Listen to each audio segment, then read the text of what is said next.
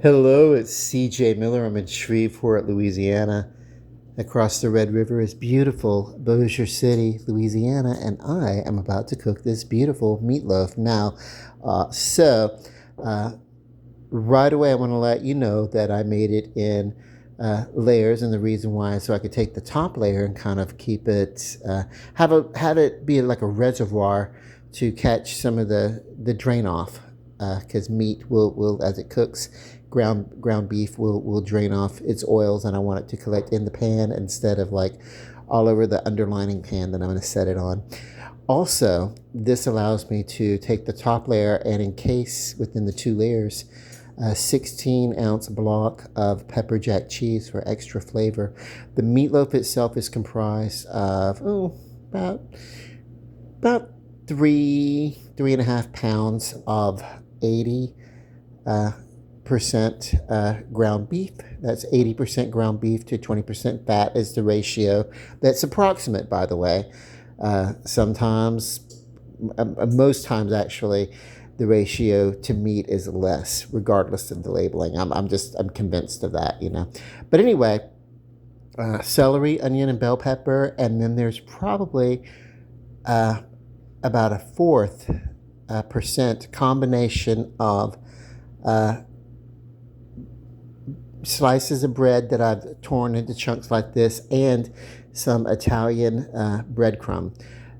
You know, just to kind of help the bread stick. And then, of course, about three large eggs kind of mixed in, all this together. And you can add your seasonings that you like inside of your meatloaf. Like if you want some garlic, you could throw some garlic in there or something. There's going to be so much flavor here that I really didn't need to add extra.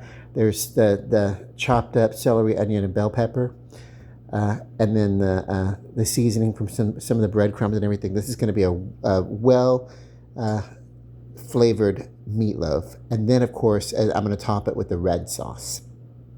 Um, and that's one of the reasons why I've kind of created a reservoir so that I can, at the end of the cooking, I can put a little red sauce on top of it and it can kind of drizzle down. And yay. And then I'm going to, I've got the oven preheating to 375. 375, put it in the oven and watch it until it's done. Meatloaf, uh, will take longer to cook. It will take as long to cook as it does a roast. I mean, like a lot of times we'll pack this, squeeze it and pack it into shape and everything like that, and forget that, that we're not just cooking a hamburger patty. So it would take as long to do this as a roast, and with ground beef, where it's like bits of beef and it's not like one steak or one chunk of roast or something like that, you really do want to cook this till it's well done, especially with the vegetable blends that are in here, the celery, onion, bell pepper. You want to make sure that you cook all that very thoroughly, especially because we're getting, incidences of various toxic foods, usually in our lettuces and stuff like that, but sometimes in the celery or something like that. This was in a frozen blend that I've had. So I'm going to cook it very thoroughly. That should take care of anything like that.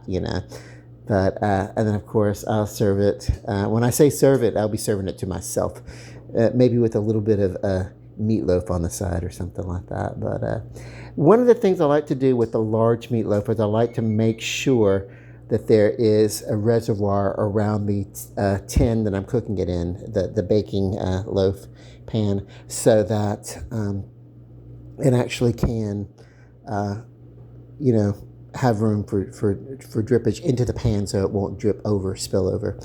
And then, of course, I will set it upon some sort of underlining pan when it's in the oven. But still, that's,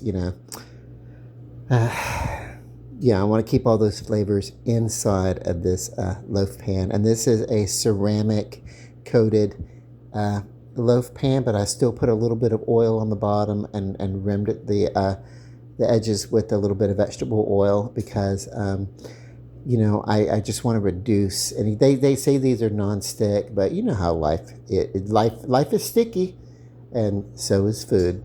So, hey. And then there's, like I said, there's this big, huge block of cheese. Now, it's sitting on a bed of meatloaf on its own, so it's probably not going to pour out and stick to the bottom.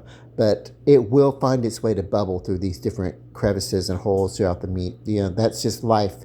Whatever we try to enscone will find its way out through the seams.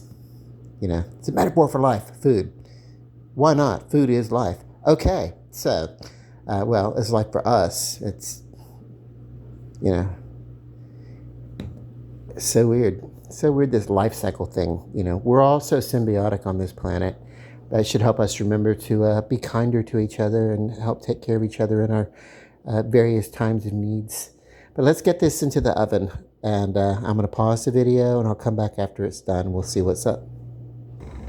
It's such a lovely afternoon. I'm going to sit outside for a little bit and let that meatloaf do what it wants to do. It's going to be a while, though. I would say this meatloaf is probably going to be in the oven 50 minutes to up to an hour and 10 minutes because of the size of it. But I'll watch it carefully. But what I'm going to do is I'm going to end this video and I will do a tasting video as a second part to this video a little bit later, and I'll post them back to back because yay. This is also the phone that I handle my correspondence with, and I've got some phone calls to make. So love and light, and I'll check back with you in a little bit. Bye.